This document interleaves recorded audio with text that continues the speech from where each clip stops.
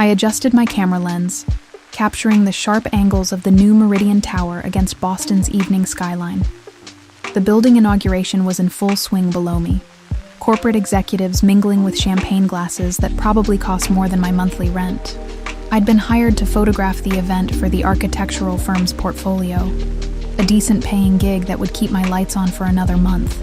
Through my viewfinder, I scanned the crowd of suits and evening gowns, looking for interesting compositions. That's when I saw him. My breath caught so abruptly I nearly dropped my camera. Gabriel. 6 years. 6 years since New York. Since that photography festival where I'd met a man who'd consumed every rational thought in my head for one perfect night. He'd told me his name was Michael Rossi. We'd talked about art and ambition until 3 a.m, then stumbled back to my hotel room where he'd made me forget my own name. When I woke up, he was gone. No note, no number. Nothing but rumpled sheets and the fading scent of his cologne. 3 weeks later, I'd stared at 2 pink lines on a pregnancy test, hands shaking so badly I could barely hold it. But there he stood, impossibly real, talking with a group of investors near the building's entrance. Same dark hair, same commanding presence that made everyone around him seem smaller somehow. He wore a charcoal suit that fit him like it had been sewn directly onto his body. Probably because it had been. The scar through his left eyebrow was new. So was the hardness in his expression. I lowered my camera, my heart hammering against my ribs. Maybe he wouldn't notice me. The venue was packed. I was just another hired photographer, invisible in black pants and a simple blouse. His head turned. Our eyes met across 50 feet of expensive marble flooring. Recognition flashed across his face, followed immediately by something I couldn't identify. Surprise? Calculation? His jaw tightened, and he said something to the man beside him, never breaking eye contact with me. I spun away, focusing my lens on a sculpture near the entrance like it was the most fascinating thing I'd ever seen. My hands were trembling. This was bad. This was so incredibly bad. I hadn't been able to find him 6 years ago. I'd tried everything. The phone number he'd given me was disconnected. Michael Rossi didn't exist in any database I could access. I'd eventually accepted that he'd lied about everything, that I'd been stupid and naive and would raise my daughter alone. And now he was here, walking toward me with purposeful strides that parted the crowd like water. "Excuse me." His voice was exactly as I remembered, low and smooth with an edge that suggested danger. "We need to talk." "I'm working." I lifted my camera, snapping random shots of nothing. "Claire Thompson." He said my name like he'd known it all along, which meant he'd probably known it 6 years ago too. "Put the camera down." I did, but only because my fingers were shaking too badly to hold it steady. "It's been 6 years. I don't think we have anything to discuss." "I think we do." He moved closer, invading my space deliberately. Up close, I could see the faint lines around his eyes, the barely concealed tension in his shoulders. He looked older, harder, like the years had carved away anything soft. "You ran away from me at the festival. I wanted to find you. You left before I woke up. I had business to handle. I came back an hour later and you were gone. Hotel room cleared out. That stopped me. I'd left at dawn, unable to bear waking up alone with the shame of being abandoned. You came back?" "Of course I did." His eyes, dark brown and intense, searched my face. "I've thought about you. Often." The admission sent heat through my chest that I absolutely could not afford to feel.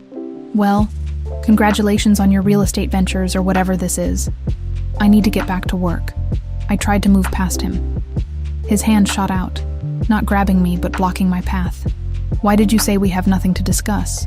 "Because we don't. The way you're looking at me says otherwise." He leaned in slightly, and I caught that same cologne, woodsy and expensive. "What happened after New York, Claire?" My daughter's face flashed through my mind. Those eyes, exactly the same shade as his, staring up at me this morning as I'd dropped her off at kindergarten. I'd promised Lily I'd be home by 7 to help her practice reading. "I have a daughter." The words came out flat, defensive. "She's 5 years old. Now move." I shoved past him before he could respond, before I could see whatever expression crossed his face. My legs carried me toward the exit on autopilot, my camera bag banging against my hip. I'd gotten enough shots. They'd have to be good enough. Behind me, I heard him bark something at someone, the word now carrying absolute authority. But I was already out the door, gulp of October air hitting my face like a slap. I made it to my car, a 10-year-old Toyota that coughed before starting, and pulled out of the parking garage with my hands still shaking on the wheel. That night, I couldn't eat. Lily chatted about her day at school, showing me the drawing she'd made of our apartment building, and I smiled and praised her while my mind spun in circles. He was in Boston. Gabriel, or Michael, or whoever he really was. Those investors had deferred to him like he owned the building. Maybe he did. After I tucked Lily into bed, I sat on my threadbare couch and pulled up the event information on my phone. Meridian Tower. Primary investor, Brunarelli Holdings. I typed the name into a search engine and immediately wished I hadn't. Gabriel Brunarelli, 34 years old, CEO of Brunarelli Holdings, which owned half the commercial real estate in Boston's waterfront district. His official biography was sparse, professional, revealing nothing personal, but the images told a different story. There he was, at charity galas, always alone or with business associates, never smiling. There he was cutting ribbons at building openings, shaking hands with the mayor. And there, buried in a 3-year-old local news article about organized crime investigations, was a single line that made my blood turn cold.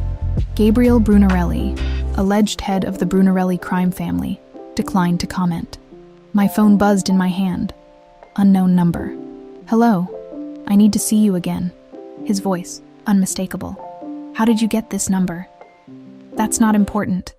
We need to finish our conversation. No, we really don't. I stood up, pacing my tiny living room. I told you what you needed to know. I have a daughter. That's it. That's the end of the conversation. Claire, something in his tone made me stop moving. I'm very good at math. If your daughter is 5 years old, and we met 6 years ago, that means... I hung up. My entire body was shaking now. Lily's bedroom door was closed, her nightlight casting a soft glow underneath. She was safe, asleep, completely unaware that her father had just done the math. The phone rang again. I turned it off, but I knew, standing there in my apartment with its peeling paint and secondhand furniture, that turning off my phone wouldn't make Gabriel Brunarelli go away. Men like him didn't just go away. They got what they wanted. And now he wanted answers about a daughter he didn't know he had. 2 days of silence. 2 days where I jumped at every unexpected sound, checked the peephole before opening my apartment door, and walked Lily to school, scanning every parked car on the street. Nothing. Maybe Gabriel had decided to leave it alone. Maybe alleged crime bosses had better things to do than chase down one-night stands from 6 years ago. I should have known better. Tuesday afternoon, I was editing photos on my laptop when someone knocked on my door. Not a normal knock. 3 sharp raps that carried authority. Through the peephole, I saw him. Gabriel Brunarelli, standing in my hallway like he belonged there, wearing another immaculate suit. Behind him stood a man built like a tank, expression professionally blank. "I'm not opening this door," I called through it. "Then I'll keep knocking. Your neighbors will start asking questions." His voice was calm, matter of fact. "We both know you don't want that." My hand hovered over the deadbolt. He was right, and he knew it. Mrs. Chen across the hall was already suspicious of every visitor I had. I clicked the lock and opened the door 6 inches. The chain still engaged. "What do you want?" He held up a manila folder thick with papers. "To talk, that's all. How did you find where I live? Does it matter?" Something flickered in his eyes that might have been regret. "I need to see her, Claire. I need to see my daughter. You don't know that she's yours, don't I?" He shifted his weight, and I caught sight of the other man adjusting his jacket in a way that suggested a weapon underneath. "Let me in, please."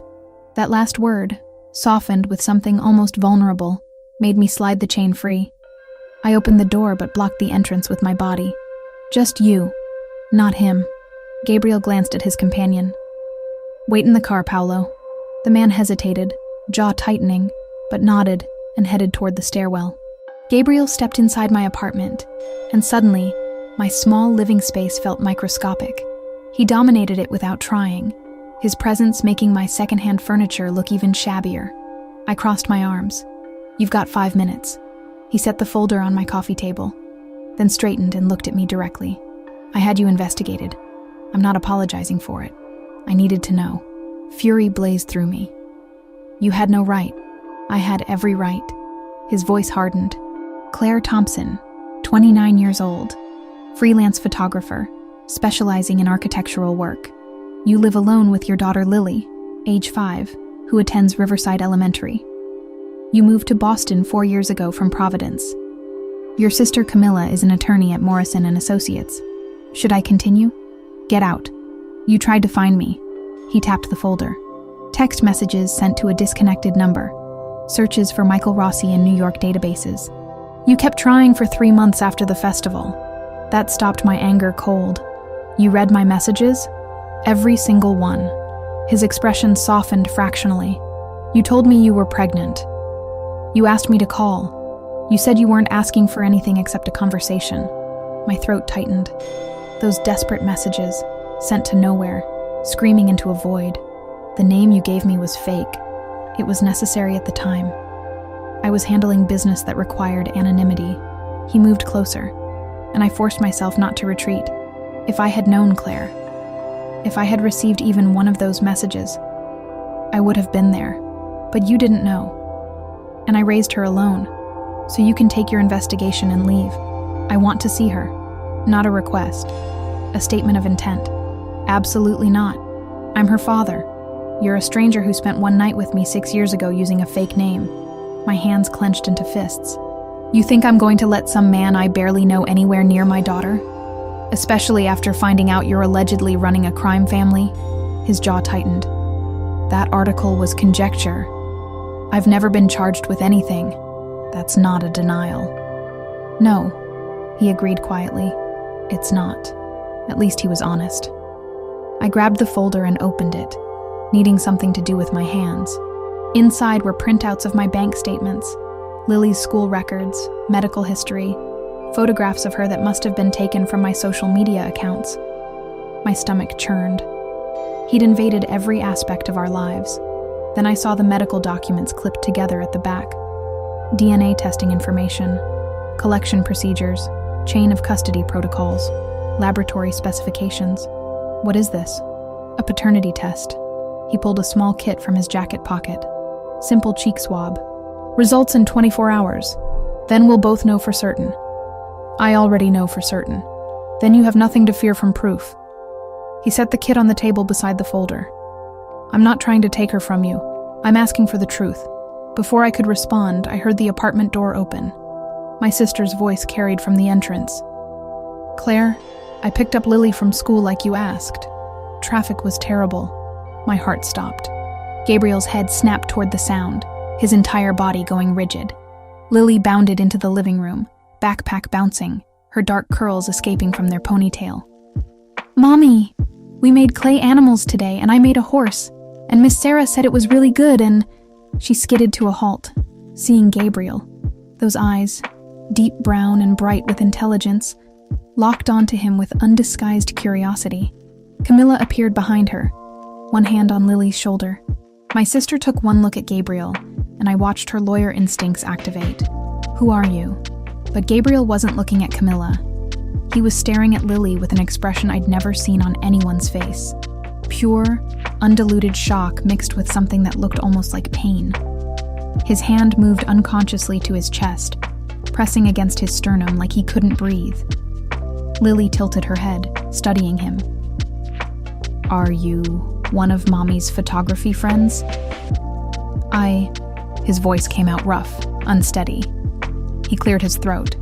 Yes, I'm a friend of your mother's. I'm Lily. She stuck out her hand with the confidence only a 5-year-old could possess. I'm 5 3/4. Gabriel crouched down slowly, bringing himself to her eye level. He took her small hand in his much larger one, and I saw his fingers tremble slightly. It's nice to meet you, Lily. You're very polite. Thank you. She beamed at him. Mommy says manners are important. The resemblance was devastating up close. Same eye shape, same small dimple in the chin when she smiled. Same way of tilting her head when she was thinking. Even Camilla saw it, her sharp intake of breath audible.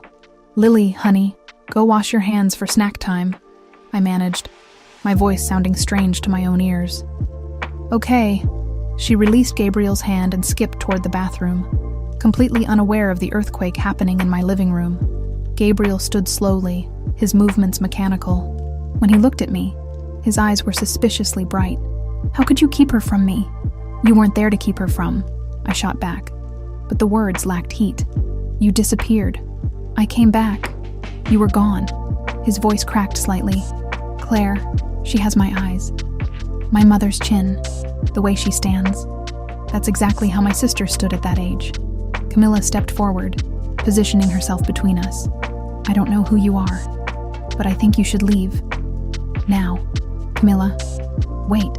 I grabbed my sister's arm. "This is Gabriel Brunarelli. He's Lily's father." My sister's eyes widened fractionally, years of courtroom control keeping her expression neutral. "I see. Does he have proof of that?" "We're doing a DNA test." Gabriel's voice had regained its steadiness, his control snapping back into place like armor. "With Claire's permission. And if you are her father?" Camilla's lawyer voice was in full effect now. "What exactly are you planning? To be part of her life?" He looked directly at me. "Whatever that takes." Lily emerged from the bathroom, hands still dripping water. "Can Mr. Friend stay for snack?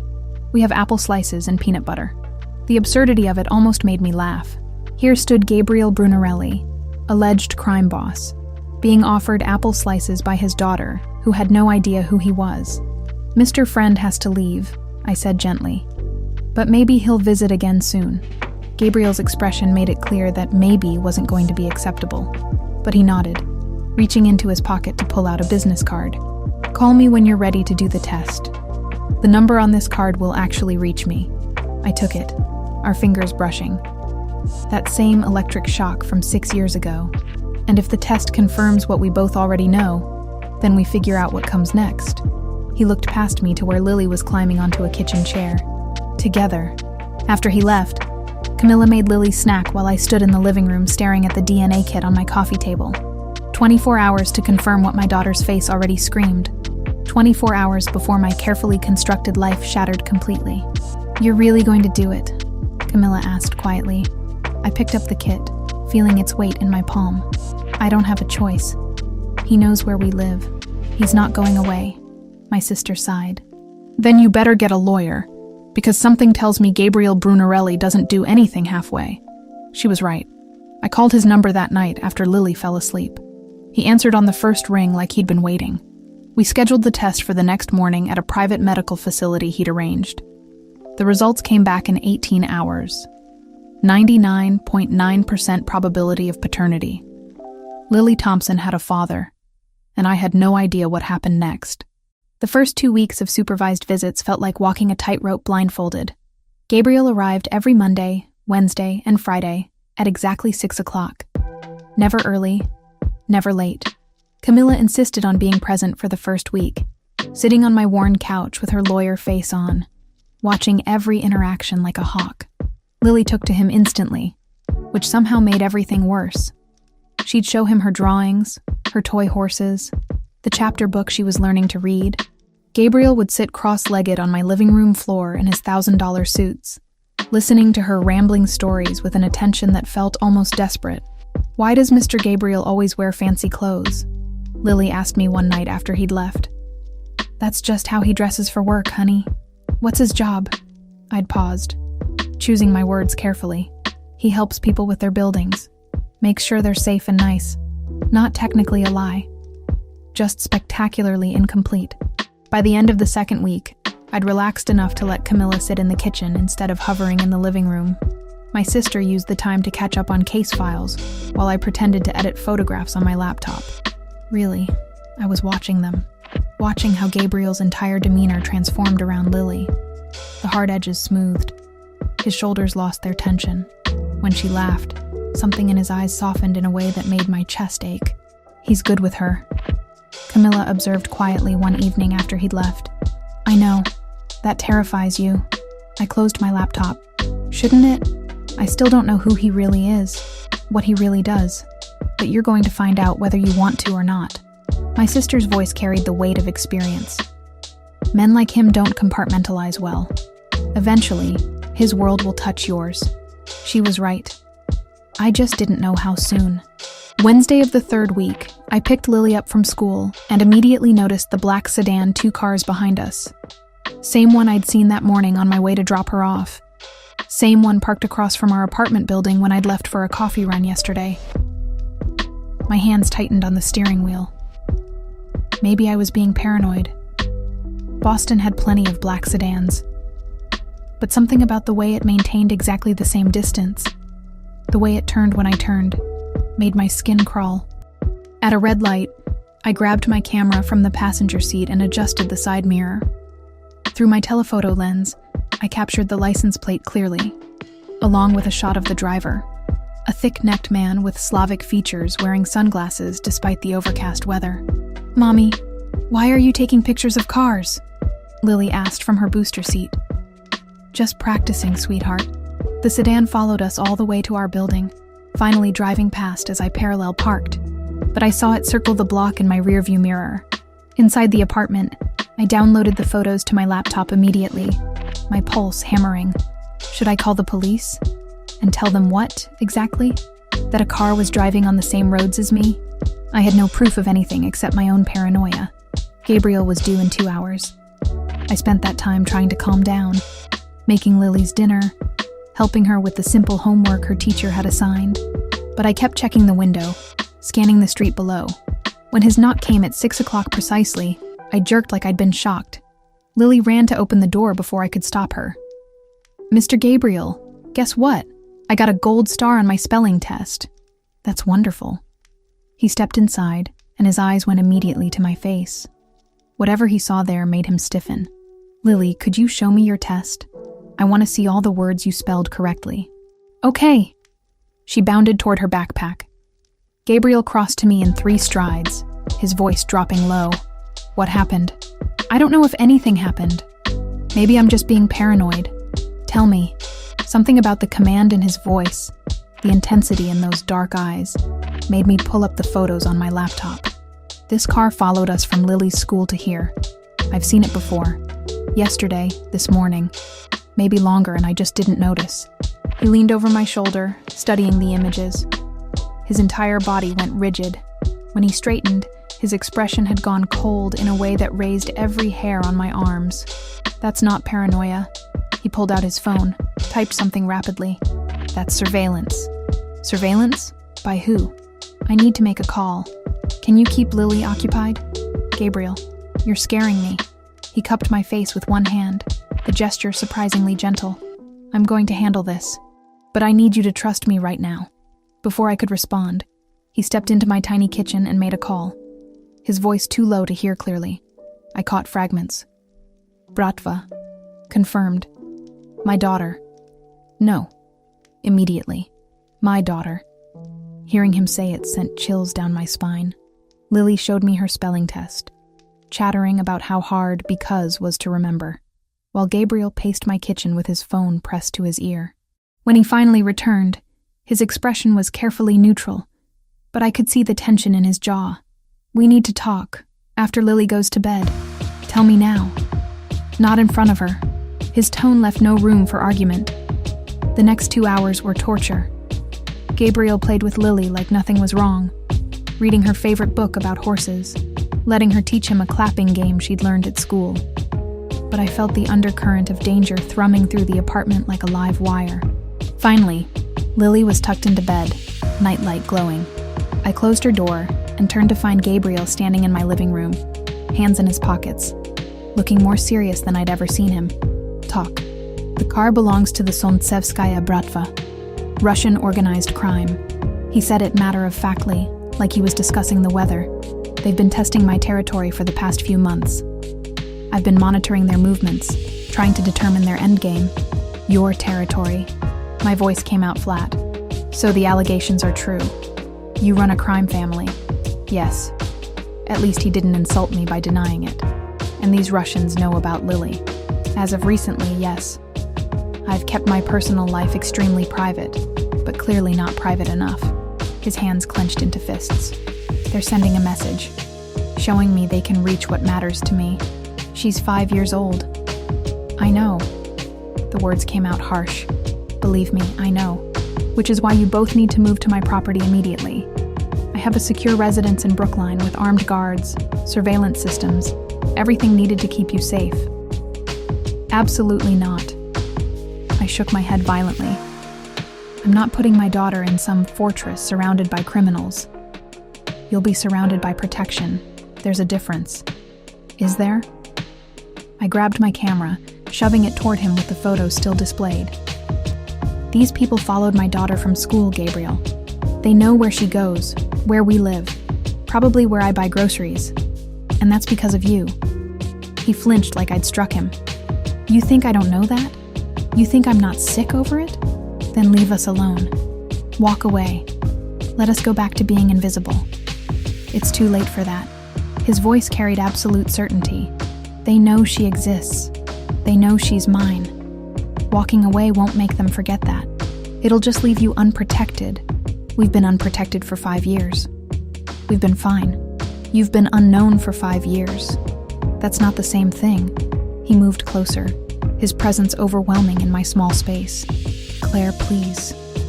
I'm asking you to trust me. Move to the property temporarily, just until I can neutralize the threat. Neutralize the threat. I laughed without humor. You mean kill people? I mean handle it. He didn't deny the implication, however necessary. And you wonder why I don't want Lily in your world. She's already in my world. The moment those Russians took that photograph of her getting in your car, she became part of this whether you like it or not. His jaw tightened. I can't change that, but I can keep her safe. Please let me keep her safe. I wanted to scream at him, to throw him out, to pack up Lily and run somewhere they'd never find us. But Camilla's voice echoed in my head. Men like him don't compartmentalize well. Eventually, his world will touch yours. It already had. I need to think about it. You have until tomorrow morning. Not a threat, just a statement. After that, I'm assigning security to follow you whether you agree to the move or not. You can't just... Yes, I can. His eyes held mine. I just found out I have a daughter 3 weeks ago. I'm not losing her because you're too stubborn to accept help. He left before I could respond, the door clicking shut with quiet finality. I stood in my empty living room, staring at the photographs on my laptop screen. That sedan, those tinted windows, the man with dead eyes behind sunglasses. My phone rang. Unknown number. Hello? Ms. Thompson. A voice with a thick accent. You have a beautiful daughter. Such pretty dark curls. My blood turned to ice. Who is this? A concerned citizen. Such dangerous times, yes? So many terrible things can happen to little girls. The line went dead. I barely made it to the bathroom before I threw up, hands shaking so violently I could barely grip the edge of the sink. When I could breathe again, I called Gabriel. He answered immediately. What's wrong? Someone just called me. About Lily. They knew what she looked like. I couldn't finish the sentence. I'm on my way. Lock the door. Don't open it for anyone but me. He was there in 12 minutes. I didn't ask how he'd driven across the city that fast. We're moving to your property, I said before he'd fully stepped inside. Tomorrow. First thing. He exhaled slowly, some of the tension leaving his shoulders. You made the right choice. Did I? I wrapped my arms around myself. Or did I just agree to lock my daughter in a golden cage? You agreed to keep her alive. He pulled out his phone. I'll have everything arranged by morning. Pack what you need. Everything else can be replaced. After he left to make preparations, I stood in Lily's doorway watching her sleep. She looked so peaceful, one arm thrown over her stuffed horse, completely unaware that our lives had just changed forever. I'd spent 5 years protecting her from the world. Now I had to trust a man I barely knew to do the same. God help us both. I didn't sleep. How could I? Every creak in the building, every car door slamming outside, every footstep in the hallway sent my heart into my throat.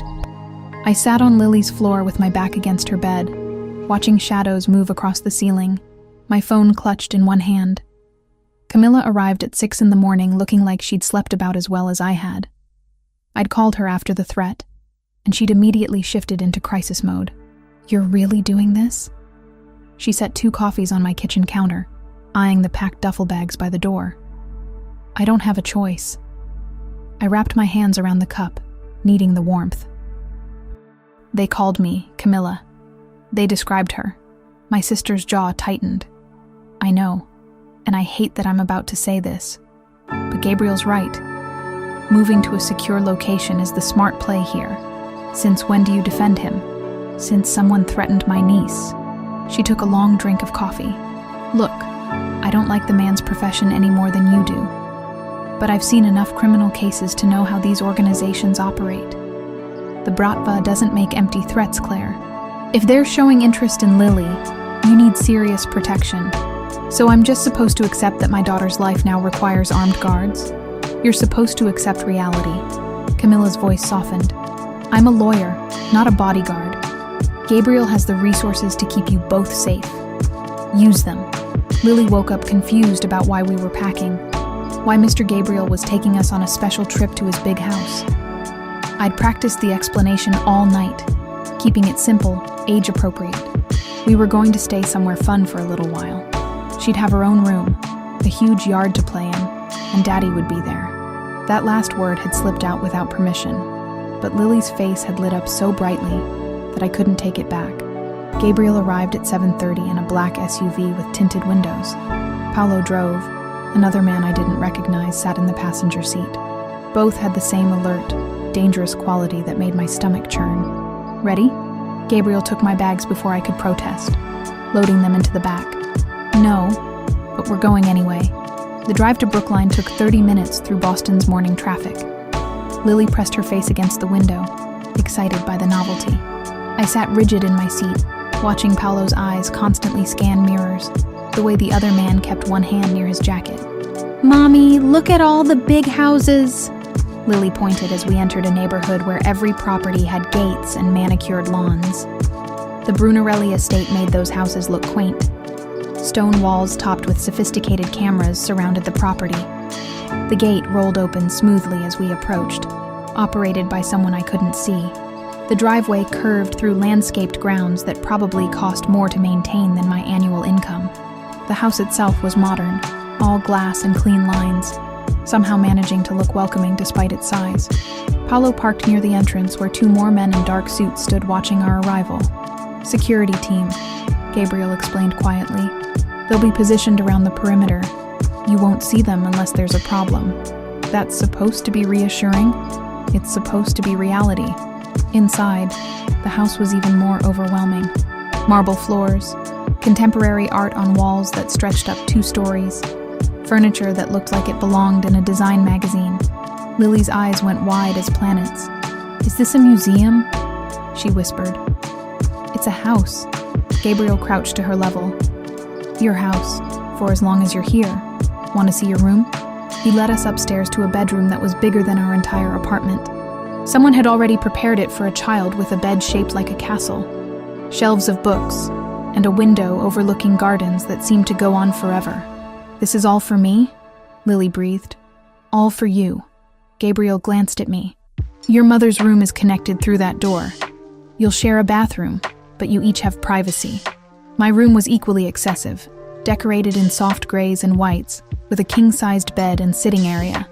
Through the connecting door, I could see Lily already exploring her space, touching everything with reverent fingers. "I need to make some calls," Gabriel said.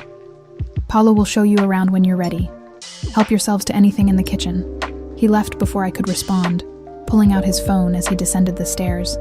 I stood in my borrowed bedroom feeling untethered, watching Lily discover a closet already stocked with clothes in her size. "How did he know what size she wears?" I asked Paolo when he appeared to give us the tour. The big man shrugged. "Boss is thorough." "Thorough. Right. Not invasive or controlling. Thorough." The tour revealed a house designed for both luxury and security. Panic room in the basement, reinforced windows, cameras covering every angle of the property. The kitchen was restaurant quality. The library held thousands of books, and there was a separate wing for staff I hadn't even realized existed. Mr. Brunarelli works from the East Office most days, Paulo explained. "You have access to the entire main house and grounds.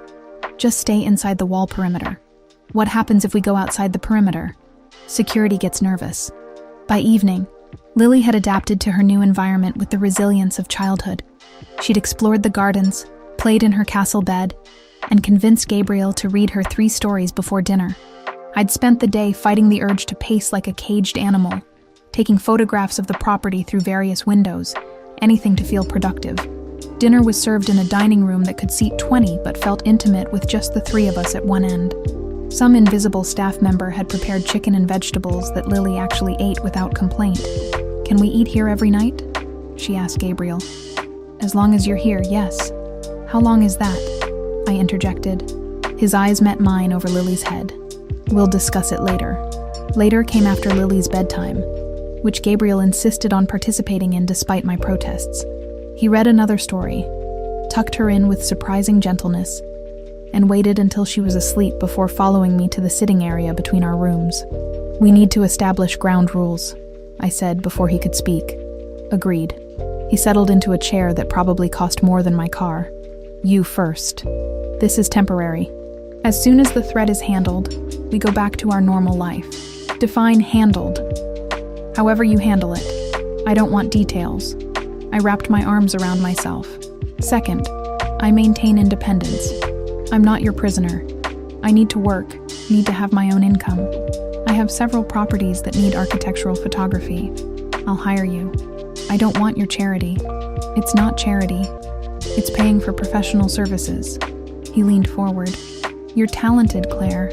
I've seen your portfolio. Use that talent." The compliment caught me off guard. "Fine.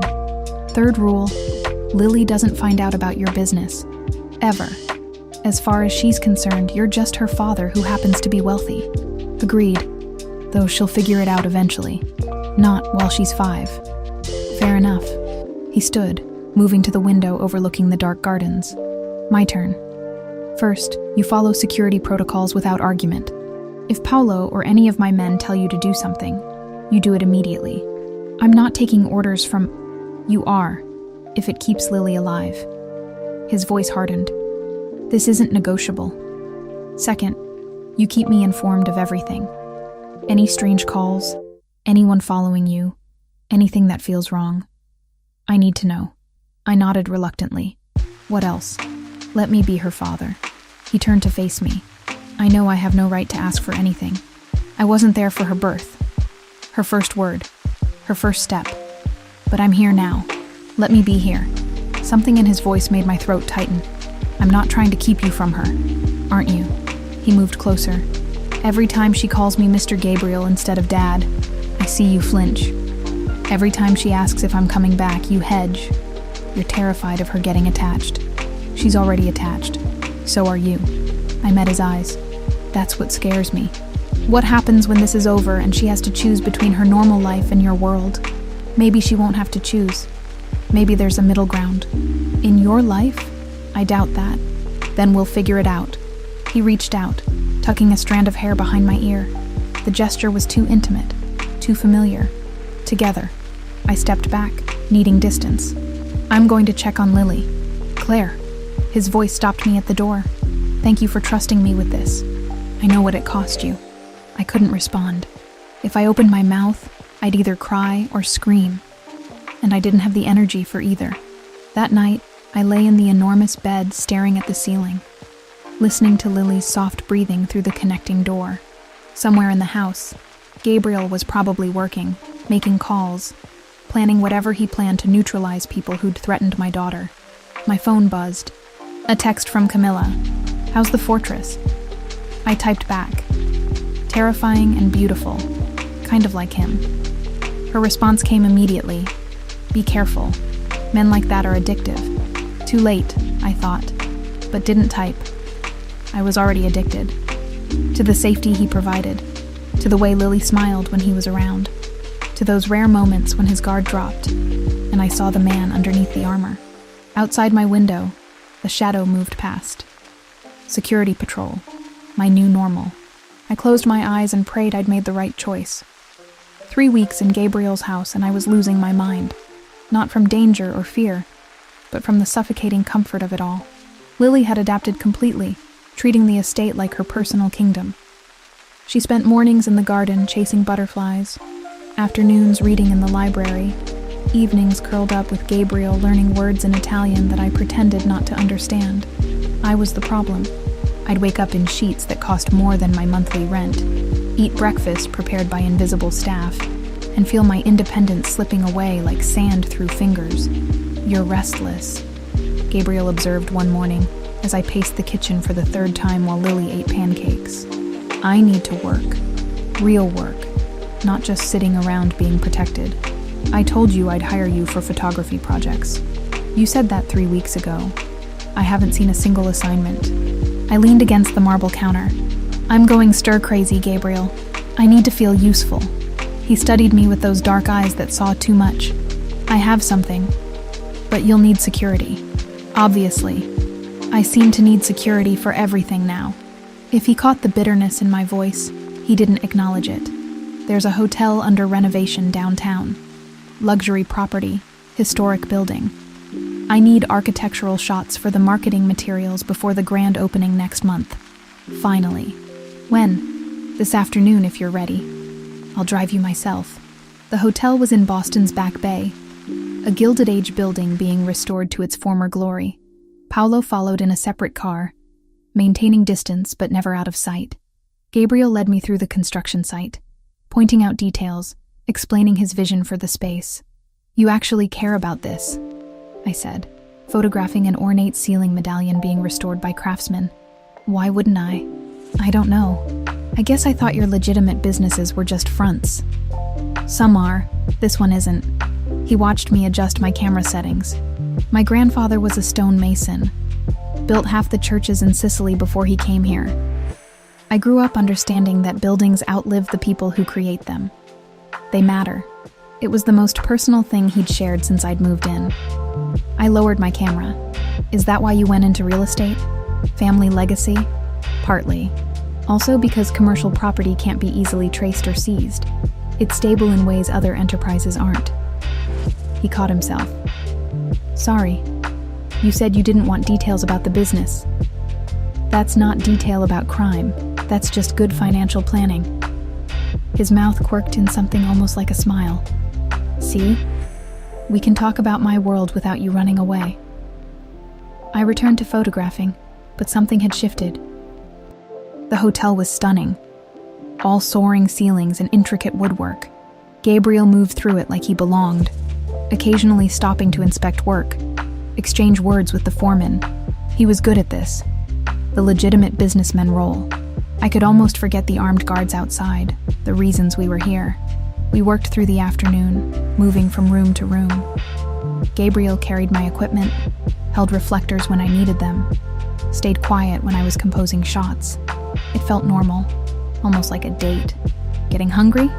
he asked around 5 o'clock. "Starving, actually. There's a restaurant 3 blocks from here. Best carbonara outside of Rome. Is it safe?" His expression darkened slightly. "I own the building. Security is already positioned. But if you'd rather go back..." "No." The word came out too quickly. "No, I'd like that. To eat somewhere that isn't your dining room." The restaurant was intimate, exposed brick and dim lighting, mostly empty in the early evening. Gabriel had reserved a corner table with clear sightlines to all exits. I noticed but didn't comment. "Lily would love this place," I said, studying the menu. "She's been asking about trying new foods. We could bring her, maybe Sunday dinner. You want to take a 5-year-old to your expensive restaurant?" "I want to take my daughter wherever she wants to go." He set down his menu. "Is that strange?" "No, it's sweet." I paused. "She asked me yesterday when she could call you Dad." "Not Mr. Gabriel, just Dad." Something flickered across his face, vulnerable and raw. "What did you tell her?" I said whenever she felt ready. I met his eyes. "I won't keep that from her. Whatever else I'm scared of, I won't keep you from being her father. Thank you." His voice had gone rough. "You don't know what that means." Dinner arrived, and we ate mostly in comfortable silence. I caught myself watching him, the way his hands moved, the rare moments when his expression softened. This was dangerous territory. I was supposed to be maintaining emotional distance, protecting myself and Lily from getting too entangled in his complicated world. Instead, I was sitting across from him at a romantic restaurant, feeling more relaxed than I had in months. "Tell me about your photography," he said over wine. "When did you start?" "High school. My mom bought me a cheap digital camera for my birthday. I started taking pictures of buildings because they didn't move or complain." I smiled at the memory. People said I had an eye for it. Architecture programs recruited me for college. "Why didn't you go?" "Got pregnant instead." I said it without bitterness. Community college while working part-time, then freelancing once Lily was old enough for school. Not the glamorous artist life I'd imagined, but it's mine. It's impressive. He leaned back, studying me. Raising a child alone, building a career, staying independent. Most people would have given up. Giving up wasn't an option. Lily needed me. She's lucky to have you as her mother. The compliment settled warm in my chest. You're good with her too. Better than I expected. Expected me to be terrible. Expected you to be distant. Uncomfortable. Men in your position don't usually prioritize family. Men in my position usually don't find out they have a 5-year-old daughter. His expression grew serious. I meant what I said before. I want to be part of her life. Permanently. Define permanently. However you'll let me. Weekends, holidays, summers when she's older. I want her to know me, Claire. Really know me. The legitimate businessman or the crime boss? Both, eventually. He reached across the table, his fingers brushing mine. I know you don't want her exposed to that world. I'll protect her from it as long as possible. But she's a Brunarelli.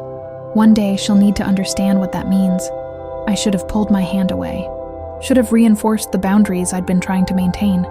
Instead, I let his fingers curl around mine, the contact sending electricity up my arm. I'm scared, I admitted quietly, of her getting hurt, of you getting hurt, of this becoming permanent and then falling apart. What if it doesn't fall apart? Men like you don't do happily ever after, Gabriel. Maybe I want to try. His thumb traced circles on my palm. Maybe having a daughter changes priorities. Or maybe you just feel obligated. Is that what you think? He stood abruptly, pulling me up with him. Come on. Where? Somewhere we can talk without an audience. He led me back to the hotel, up a service elevator to the unfinished penthouse suite. The space was empty, except for drop cloths and construction equipment. Floor-to-ceiling windows overlooking Boston's skyline as the sun set. I've been thinking about that night in New York, he said, standing close enough that I could feel his body heat, wondering if you remembered it the way I did. Gabriel, let me finish. His hand cupped my face, thumb brushing my cheekbone. I've spent 6 years trying to forget you. The way you laughed, the way you saw the world through your camera, the way you looked at me like I was just a man instead of a name with a reputation. I couldn't forget. I tried. My heart hammered against my ribs. That was one night. It was enough to create Lily. Enough to change both our lives. He leaned closer, his breath warm against my lips. Tell me you don't feel this. Tell me I'm alone in wanting more than co-parenting arrangements. I couldn't. God help me, I couldn't lie. This is a terrible idea. Probably. We barely know each other. I know you take your coffee with too much cream. I know you hum when you're editing photographs. I know you'd die to protect Lily, and that you're terrified of needing anyone. His other hand settled on my waist. I know enough. When he kissed me, it felt like falling and flying simultaneously. 6 years melted away and it was New York again. That hotel room where nothing existed except us. But this was different. This wasn't strangers seeking comfort. This was complicated and messy and real. I kissed him back, hands fisting in his shirt, pulling him closer. His arms wrapped around me, and I felt safe in a way that had nothing to do with armed guards or fortress walls. When we finally broke apart, both breathing hard, reality crashed back in. This can't happen, I said, even as my body screamed otherwise. Why not? Because I still don't trust you. Not completely. I stepped back, needing distance. You're still the man who left me in a hotel room, Still the crime boss who endangered my daughter just by existing. Still someone whose world I don't understand and don't want to be part of. His jaw tightened. Then what do you want, Claire? I don't know. The admission hurt. Time, maybe. To figure out if this is real or just proximity and adrenaline. I can give you time. He straightened his shirt, control sliding back into place. But I'm not giving up. On you or us. There is no us. Not yet. He moved toward the elevator. But there will be. The drive back to Brookline was silent, tension thick enough to choke on. Paolo pretended not to notice, eyes on the road. I stared out the window, my lips still tingling, my heart racing. I'd just kissed Gabriel Brunarelli. Worse, I'd wanted to keep kissing him. Camilla was right. Men like him were addictive, and I was definitely developing a habit. The days after that kiss were excruciating. Gabriel maintained careful distance, all business and polite co-parenting. We'd exchange good mornings over breakfast, discuss Lily's needs, then retreat to separate corners of the estate. He spent hours in his office, door closed, dealing with whatever a crime boss dealt with. I edited photographs, played with Lily, and tried not to think about how his hands had felt on my waist. It was torture. A week later, Gabriel knocked on my bedroom door while Lily was napping. I need to go to New York.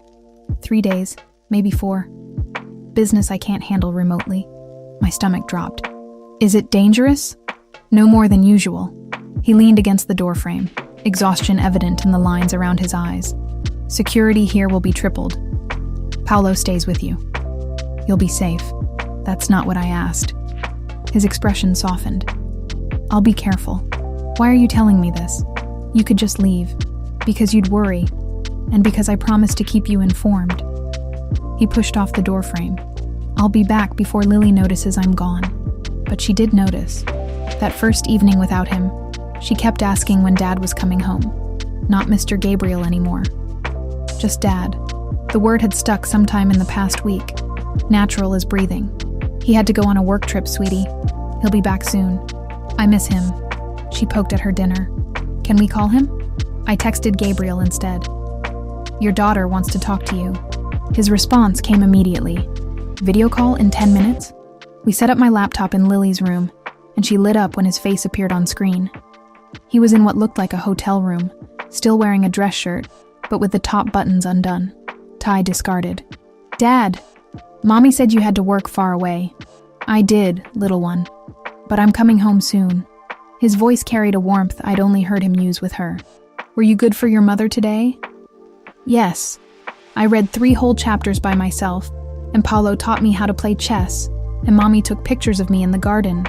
They talked for 20 minutes, Gabriel patiently answering her rambling questions about New York, about his hotel, about whether he missed her. When Lily finally wound down, yawning, I sent her to brush her teeth. You're still there, Gabriel said when I didn't close the laptop. Yeah. I sat on the edge of Lily's bed, studying his face on the screen. She really misses you. I miss her too. A pause. Just her? The question hung between us. I should have deflected, should have kept the boundaries I'd established. Instead, I heard myself say, no, not just her. His eyes darkened. Claire, don't say anything. I ran a hand through my hair. I'm trying to be smart about this, Gabriel.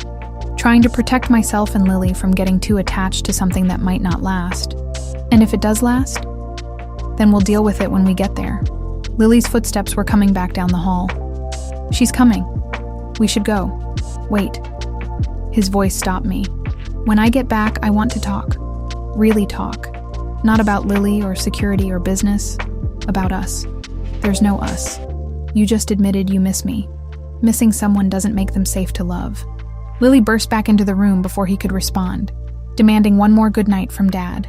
After we hung up, she fell asleep quickly, exhausted from her day. I sat in the darkness listening to her breathe, my mind spinning. Safe to love. Had I really said that? The next 2 days dragged. I photographed every corner of the estate, edited until my eyes burned, played endless games with Lily. Paolo was a constant presence, professional and silent. At night, I lay awake, wondering if Gabriel was safe, if he was thinking about me. if I was losing my mind. He returned on the third evening, looking exhausted but unharmed. Lily threw herself at him with such force he stumbled back, laughing. I watched from the doorway, something painful and sweet twisting in my chest. After dinner, after Lily was tucked in bed, Gabriel found me in the library. I'd been pretending to read for an hour, the same page open the entire time. "We need to talk," he said. "So talk." He sat beside me on the leather couch, close enough that his shoulder brushed mine. New York was complicated. The Bratva situation is escalating. Fear spiked through me. Should we be worried? I'm handling it. But it might take longer than I hoped. He turned to face me, which brings me to something I need to say. I know you want time to figure out what this is between us. I'm trying to give you that. But Claire, I need you to understand something. What? I didn't plan any of this. Didn't plan to find you again. Didn't plan to discover I had a daughter. Didn't plan to fall for you all over again. His hand found mine, fingers intertwining. But here we are. And I don't know how to be casual about you. Gabriel, let me finish. His thumb traced circles on my palm, the same gesture from the restaurant. My father was a cold man, brilliant businessman, terrible parent. He taught me that family was weakness, that emotions were liabilities. I believed that for 34 years. And now I have a daughter who looks at me like I hung the moon. And I have you, who sees exactly who I am and stays anyway. That's not weakness, Claire. It's the strongest thing I've ever felt. My throat tightened.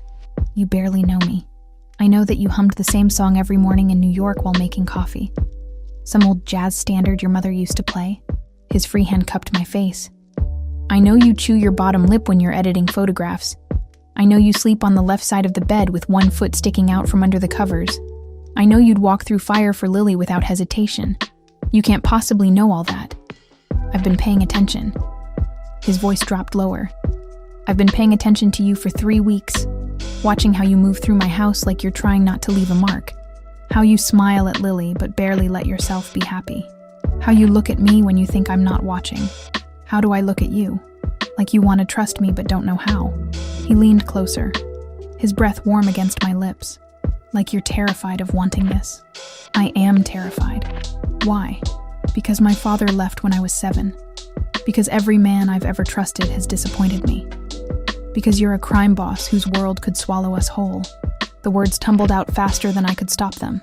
Because I'm already half in love with you, and we haven't even had a real conversation until now. His entire body went still. Say that again. Which part? The love part. I tried to pull away, but he held firm, his eyes searching mine with an intensity that made my pulse race. I didn't mean to say that, but you did. And I need to know if you meant it. Gabriel, this is insane. A month ago, I didn't even know where you were. Now I'm living in your house, raising our daughter together, and apparently confessing feelings I shouldn't have. Why shouldn't you have them? Because you're you, and I'm me. And this whole situation is temporary and complicated, and he kissed me. Not gentle or questioning like before. This was claiming, consuming, 6 years and 3 weeks of restraint breaking all at once. I kissed him back just as desperately, hands fisting in his shirt, pulling him closer until there was no space between us. When we finally broke apart, both breathing hard, his forehead rested against mine. Not temporary, not for me. What are you saying? I'm saying I want this. You, me, Lily, a real family, not just a co-parenting arrangement. His hands framed my face. I'm saying I've been in love with you since New York, and finding you again felt like getting a second chance I didn't deserve. Tears burned behind my eyes. You don't love me. You love the idea of family. I love that you call me out when I'm being controlling. I love that you negotiate boundaries like you're drafting a peace treaty. I love that you take photographs of broken things and make them beautiful. He kissed my forehead, my cheeks, my jaw. I love you, Claire Thompson. All your stubbornness and independence and fear. This is crazy. Probably. His mouth found mine again, softer this time. But I'm done pretending otherwise. I should have pushed him away. Should have reinforced the walls I'd built so carefully. Instead, I melted into him, letting myself feel what I'd been fighting for weeks. The safety of his arms, the warmth of his kiss, the terrifying hope that maybe this could actually work. We stayed on that couch for hours, talking between kisses. He told me about growing up in his father's shadow, about the weight of expectations and legacy. I told him about raising Lily alone, the exhaustion and joy of single motherhood. We talked about New York, about the 6 years between, about all the ways we'd almost found each other again. What happens now? I asked as the clock struck midnight. Now we stop fighting this. He tucked hair behind my ear. Now we figure out how to make this work. With the Bratva situation still hanging over us, his expression darkened. I'm ending that. Soon. I won't have threats against my family. How? However necessary. He kissed my palm. But you don't need to worry about that. That's my world, my responsibility. Gabriel, if we're really doing this, you can't keep compartmentalizing. Your world is Lily's world now, and mine. I know. His jaw tightened. That's what terrifies me. But I'll handle it.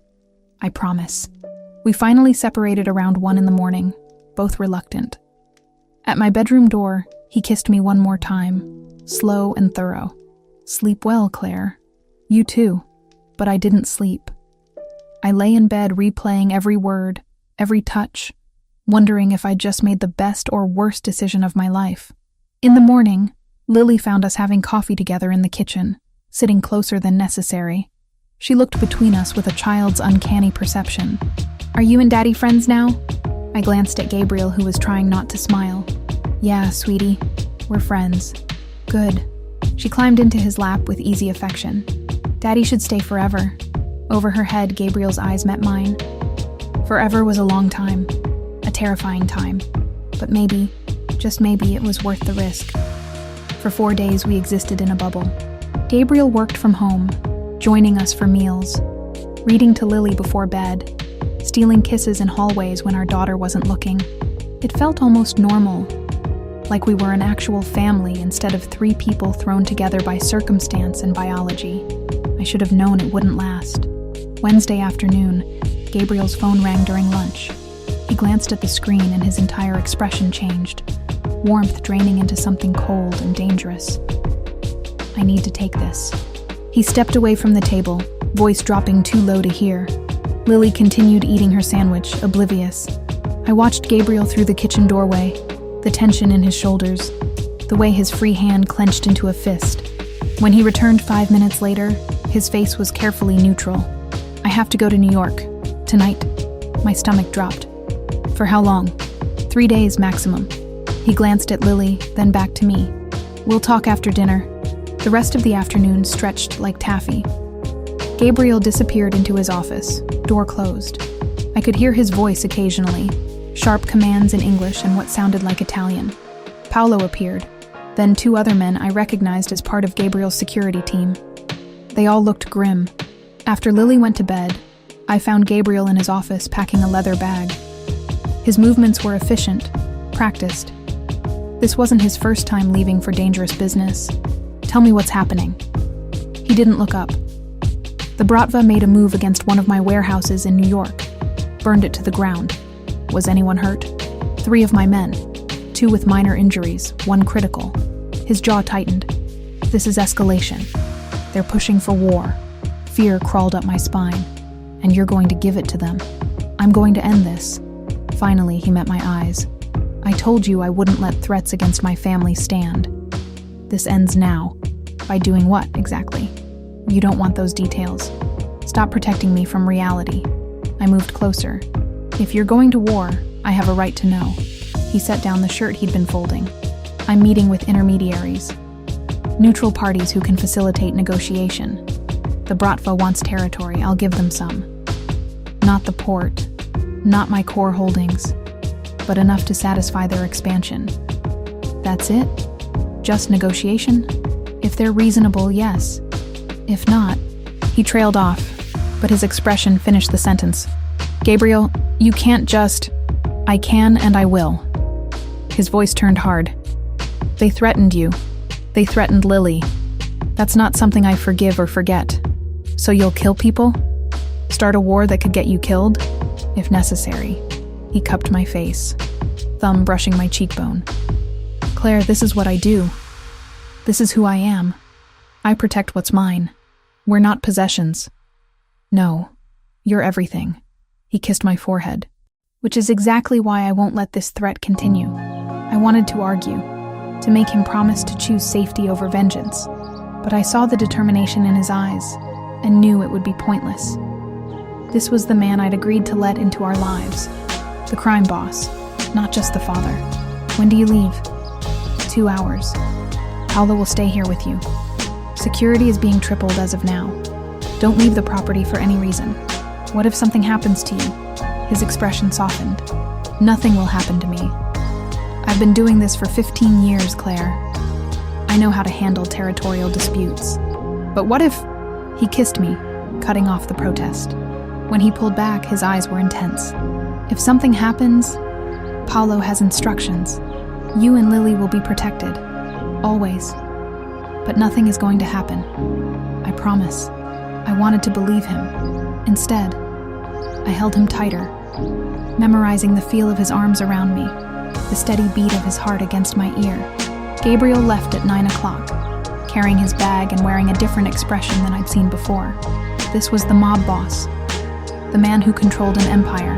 He kissed Lily's sleeping forehead, then kissed me at the door with an intensity that felt like goodbye. 3 days, he repeated. When this is over. I watched his car disappear down the driveway, Paolo standing beside me. He'll be fine, the big man said quietly. Boss knows what he's doing. Do you really believe that? I've seen him survive worse. Paolo's expression was unreadable. Come inside, Ms. Thompson. Need to lock down the property. That night, I barely slept. Every sound made me jump. Every shadow looked threatening. I checked on Lily a dozen times, finding her peaceful each time. How did children sleep so easily when their parents' worlds were crumbling? The next day crawled past. Lily asked about Dad repeatedly. I made excuses, kept her occupied with games and books. Paolo maintained professional distance, but I caught him checking his phone constantly, jaw tight. Any word? I asked after lunch. He's in meetings, that's all I know. Is that good or bad? It's normal, but Paolo's expression suggested otherwise. That night, Lily and I had just finished dinner when every light in the house went out. Complete darkness, sudden and absolute. Lily whimpered and I grabbed her immediately, pulling her close. Paolo? My voice cracked. Stay where you are. His voice came from somewhere to my left. Don't move. Then I heard it. Gunfire. Not close, but unmistakable. Pop, pop, pop in rapid succession, followed by shouting. Basement now. Paolo's hand found my arm in the darkness. Move. I ran blind, trusting him. Lily clutched against my chest. She was crying, asking what was happening, why it was dark. I couldn't answer because my throat had closed with terror. Paolo guided us downstairs I couldn't see, through a door that clanged shut behind us with the finality of a vault. Emergency lights flickered on, revealing the panic room Gabriel had shown me weeks ago. Steel walls, reinforced door, enough supplies for days. Lock this behind me. Paolo pushed us inside. Don't open it for anyone except me or Mr. Brunarelli. Code word is Lily's birthday. If they don't say it, don't open the door. What's happening? They breached the perimeter. His face was grim. We're handling it. Stay here. Stay quiet. The door closed with a heavy thunk. I heard the locks engage automatically, sealing us in. Lily was sobbing now, full body tremors. I sank to the floor, pulling her into my lap, rocking her like I had when she was a baby. It's okay, baby. We're safe. Dad has a special safe room for us. I want Dad. Her voice was muffled against my chest. I know, sweetheart. Me too. More gunfire, muffled through the steel but unmistakable. Shouting in languages I didn't understand.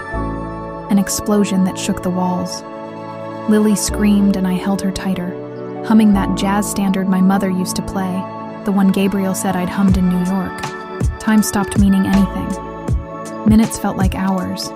Lily's crying eventually exhausted itself into hiccuping sobs. Then silence. She stayed pressed against me, her small body trembling.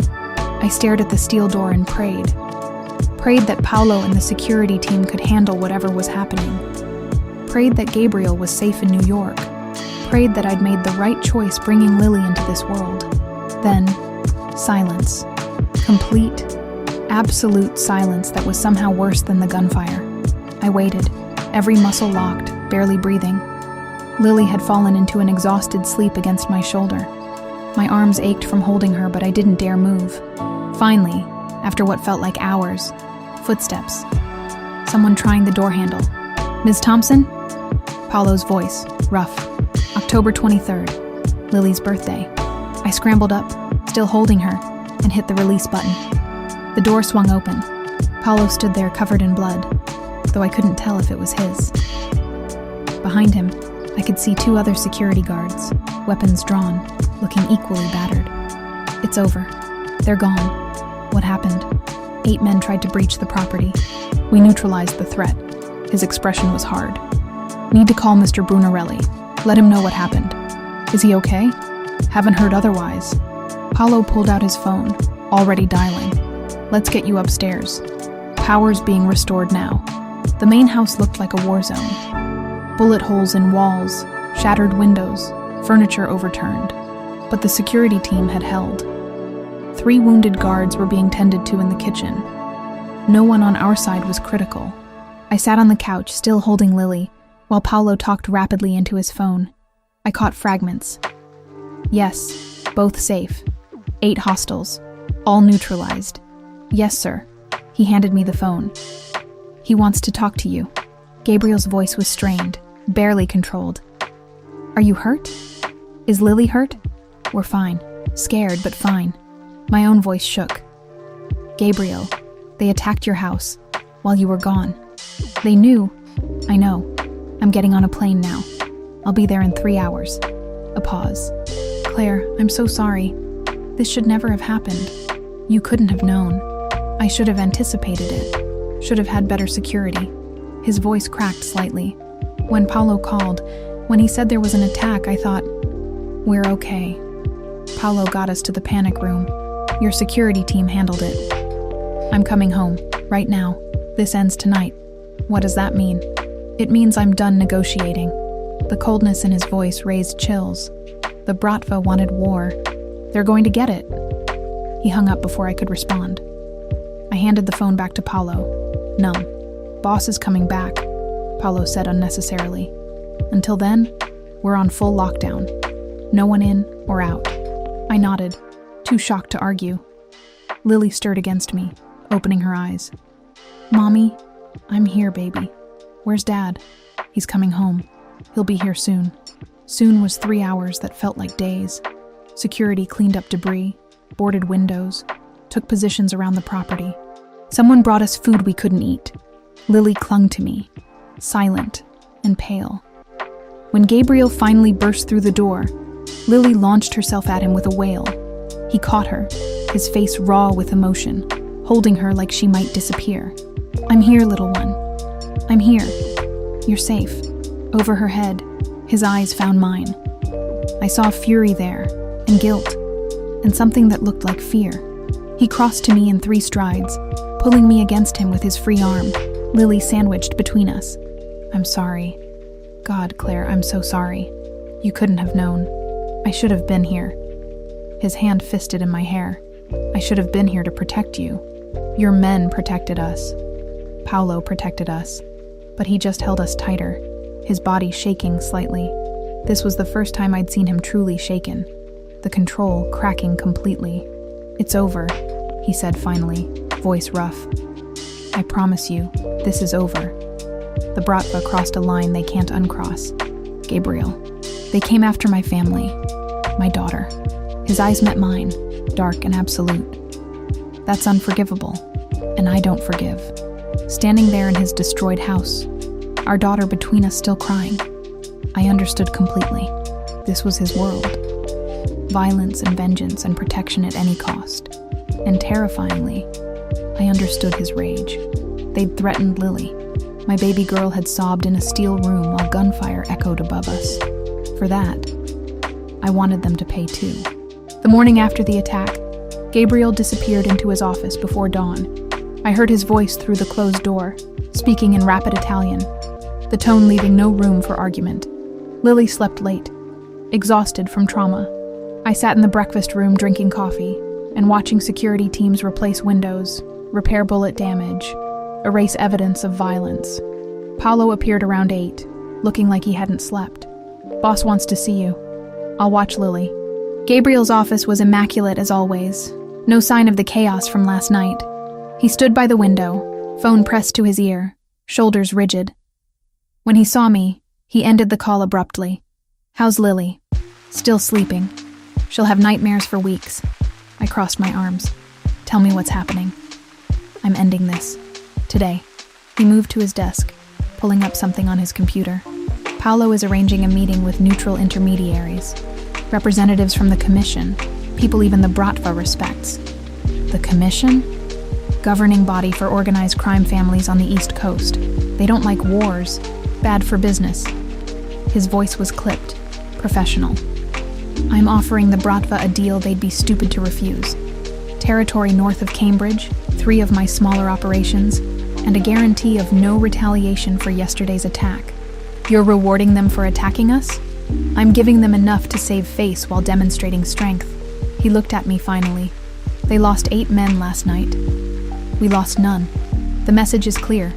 They can take the deal and walk away, or they can continue and be destroyed. And if they don't take it," his expression turned cold, "then I handle it permanently." I wanted to ask what that meant, but I already knew. Instead, I asked, "When?" "Negotiations start at noon. Should be resolved by tonight." He crossed to me, hands settling on my shoulders. "I need you to trust me on this." "I do trust you." That's what terrifies me. Why? Because 6 weeks ago I would have run from this. Would have taken Lily and disappeared rather than accept this life. I met his eyes. "Now I'm standing here hoping you destroy the people who threatened my daughter. That's not who I thought I was. It's who you need to be to survive in my world." His thumb traced my jaw. "I'm sorry I dragged you into it. You didn't drag me. I chose to stay. The admission hurt. I chose this, for better or worse." He kissed me softly. "After today, it gets better. I promise." Lily woke up clingy and quiet. She wouldn't let me out of her sight, following me from room to room. Gabriel joined us for breakfast, then had to leave for his meeting. Lily's face crumpled when he headed for the door. "I'll be back soon, little one." He crouched to her level. "Just a few hours. Then we'll do something fun, okay? Promise?" "I promise." He kissed her forehead, then looked at me over her head. "Stay inside. Paolo's in charge until I return." The next 6 hours were torture. I tried to distract Lily with games, with reading, with anything. But she remained withdrawn, jumping at sudden sounds. Around 3 o'clock, she finally fell asleep on the couch, exhausted from fear. Paolo's phone rang at 4. He answered, listened, then nodded. Understood. "Well." I couldn't keep the tremor from my voice. "They took the deal. Meeting with the Commission sealed it. Territory exchange happens next week, but the war is over." His expression remained neutral. "Boss will be home in an hour."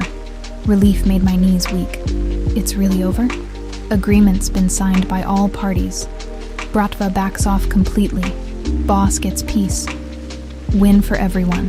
When Gabriel finally walked through the door, I saw the exhaustion carved into his face. But when Lily woke up and ran to him, he smiled, swinging her up like nothing had happened. "See? I told you I'd be back." That night, after Lily was asleep, we sat on the terrace overlooking the gardens. Someone had brought wine. Gabriel held my hand, thumb tracing circles on my palm. 2 weeks, he said quietly. "Give me 2 weeks to ensure the agreement holds, to transfer the territories, to lock everything down. Then we talk about what comes next." "What do you want to come next?" He turned to face me fully. "I want you to stay. Not because of threats or fear, but because you choose to. I want Lily to grow up here, safe and loved. I want to build something real with you. Gabriel, let me finish." His hand cupped my face. "I know my world is dangerous. I know it's not what you wanted for Lily. But I can give you both things too. Safety, stability, a future. I can be the father she deserves and the partner you need. You're asking me to marry you. Not yet. But soon. His eyes held mine. First, I need to know if you can actually live with who I am. Not just tolerate it, but accept it. Could I? 2 months ago, the answer would have been no. Now, watching him with Lily, seeing how hard he fought to protect us, I wasn't sure anymore. Ask me again in 2 weeks, I said finally. Those 2 weeks passed in a strange calm. Gabriel spent days in meetings, transitioning territories to the Bratva, reinforcing agreements. Paolo reported that the Russians were holding up their end, backing off completely. Slowly, security at the estate decreased to normal levels. Windows were replaced, bullet holes patched. Evidence of violence disappeared. Lily returned to herself gradually, the nightmares decreasing. Gabriel was there every morning and evening, patient and present. We fell into rhythms that felt almost domestic. Breakfast together, Lily's homeschool lessons, photography projects in the afternoon, family dinners, bedtime stories. I opened my studio in Cambridge 6 weeks after the attack. A small space with good light, funded by Gabriel, but entirely mine. Clients started coming, actual paying work that had nothing to do with his properties. My independence, reclaimed. 2 months after the Bratva agreement, Gabriel took me to dinner without Lily. Camilla watched her, giving me a knowing look as I left. The restaurant was the same one from before, intimate and quiet. But this time, there was no tension, no uncertainty. Just us. You said to ask again, Gabriel said over dessert. It's been longer than 2 weeks. My heart hammered. Ask what? He pulled a small box from his jacket. Claire Thompson. You're stubborn and independent, and you call me out when I'm being an ass. You're an incredible mother and a talented artist. You walked into my world without flinching and made it better just by being in it. He opened the box, revealing a ring that was elegant without being ostentatious. Will you marry me? I should have been surprised.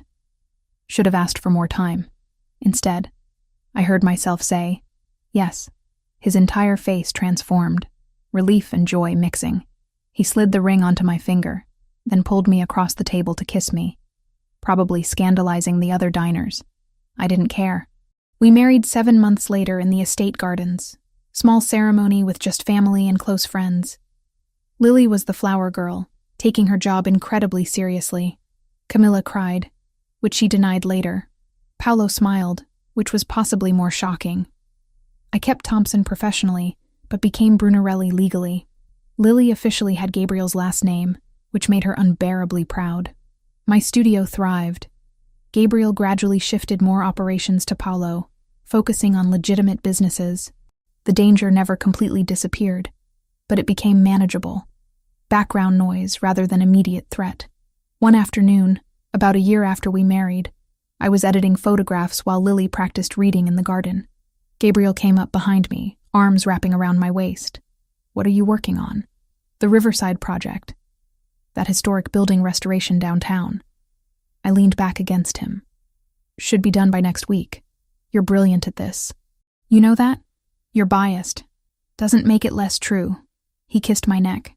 Lily wants to know if we can get a dog. A dog? Apparently all her friends have them. I said we'd discuss it as a family. I turned in his arms. You're really asking my opinion instead of just buying her a puppy? I'm learning. His smile was self-deprecating. Took almost 2 years, but I'm learning. Get the dog. She'll be thrilled. We stood there watching Lily through the window. Our daughter laughing at something in her book. She was 7 now, confident and bright. Fluent in both English and Italian. She knew her father was powerful, that people treated him differently, but she was sheltered from the worst of it, allowed to be a child. Do you ever regret it? Gabriel asked quietly, saying yes. I thought about that night at the building inauguration. The shock of seeing him again. The DNA test, the threats, the attack. Moving into this house, falling in love despite every logical reason not to. Building a life in a world I never wanted to be part of. No, I said honestly. It's not the life I planned, but it's the life I choose. Even with all the complications, especially with the complications. I kissed him softly. You gave me a family, Gabriel. Not just you, but this whole strange, dangerous, loving family. That's worth everything. 3 years ago, I'd tried to find a man who'd disappeared from a hotel room. I'd spent 6 years raising our daughter alone, convinced I was better off that way. I'd been wrong. Sometimes the mistakes we make lead us exactly where we're supposed to be. Sometimes the dangerous choice is the right one. Sometimes love means accepting the whole person, shadows and all. Gabriel Brunarelli was a crime boss, a father, a husband. He was complicated and dangerous, and fiercely protective. He was mine, and I was his. That night, after Lily was asleep, we sat on the terrace with wine and stars. Gabriel's arm around my shoulders, my head on his chest, listening to his heartbeat. "Thank you," he said quietly. "For what?" "For giving me a second chance. For trusting me with Lily. For building this life with me." His hand tightened on my shoulder. "For loving me despite everything. You make it sound like a sacrifice, isn't it?" I thought about my answer carefully. Loving you isn't a sacrifice. It's a choice.